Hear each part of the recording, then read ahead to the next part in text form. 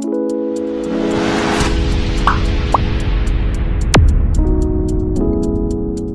Friends, అందరూ ఎలా ఉన్నారు? బాగున్నారా? మీ అందరికైతే ఈరోజు వీడియోలో దేని గురించి చెప్తున్నా అంటే కాపీరైట్ క్లెయిమ్ ఎలా రిమూవ్ చేయాలి. దానికోసం ఏం లేదు. ఫస్ట్ ఆఫ్ ఆల్ మీకు గూగుల్ క్రోమ్ అయితే ఓపెన్ చేయండి.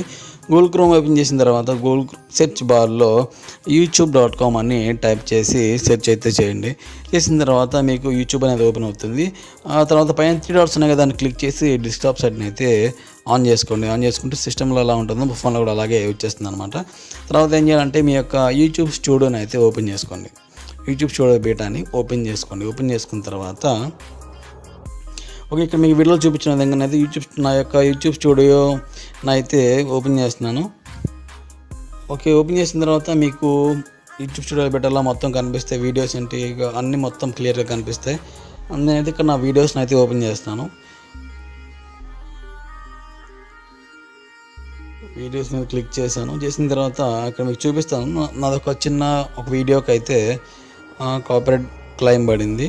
దాన్ని ఎలా రిమూవ్ చేయాలో మీకు చూపిస్తాను. మీ కళ్ళ ముందు ఇప్పుడు ఆ క్లెయిమ్ని రిమూవ్ చేసి అయితే నేను చూపిస్తాను.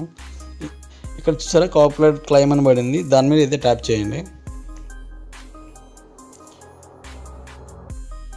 ట్యాప్ చేసినట్లయితే ఇక్కడ మీకు సీ డీటెయిల్స్ అని పైన వచ్చింది చూసారా.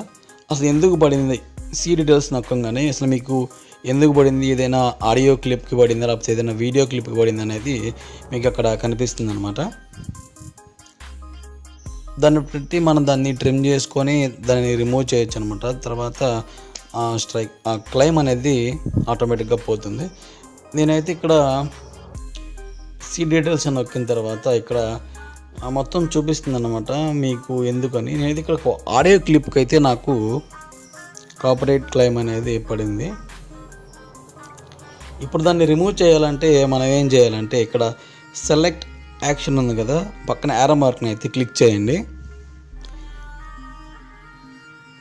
కనిపిస్తుందా ఇక్కడ సెలెక్ట్ యాక్షన్ అని, దాని మీద క్లిక్ చేసినట్లయితే ఇక్కడ ట్రిమోడ్ సెగ్మెంట్ అని ఉంది కదా, రీప్లేస్ సాంగ్ అని ఉంది. మీరైతే కింద ఏ సాంగ్ ఇచ్చారో అది తీసేసి రీప్లేస్ సాంగ్ పెట్టుకోవచ్చు, అలా అయినా పోతుంది. కాకపోతే ట్రిమ్ ద సెగ్మెంట్ ఉంది కదా, దాని మీద క్లిక్ చేస్తే మీకు ఎక్కడ దాకా అయితే ఆ క్లెయిమ్ అనేది పడిందో అక్కడ దాకా ఆటోమేటిక్గా కట్ అయిపోతుంది అనమాట. అప్పుడు మీకేమవుతుంది, కాపీరైట్ క్లెయిమ్ అనేది పోతుంది, అక్కడి నుంచి మామూలుగా పోతుంది. రిస్ట్రిక్షన్స్లో మీకు కాపీరైట్ క్లెయిమ్ అనేది కనిపించదు. అలా చేయడం వల్ల ఒకటి మనం సాంగ్ని రీప్లేస్ చేసుకోవచ్చు, లేకపోతే ఆ ఆడియో పార్ట్ని కట్ చేసుకోవచ్చు అనమాట. ఓకేనా, నేనైతే ట్రిమ్ది ఆ పార్ట్ని కట్ చేయని ఆప్షన్ని క్లిక్ చేశాను. క్లిక్ చేసిన తర్వాత ప్రాసెస్ అయిపోయిన తర్వాత ఇక్కడ మీకు కనిపిస్తుందా నన్నని. ఈ విధంగా మీ యొక్క కాపీరైట్ క్లెయిమ్ని చేయొచ్చు. వీడియో కనుక నచ్చినట్లయితే వీడియో లైక్ చేయండి, కామెంట్ చేయండి, మీ friends and family members share చేయండి. Thank you.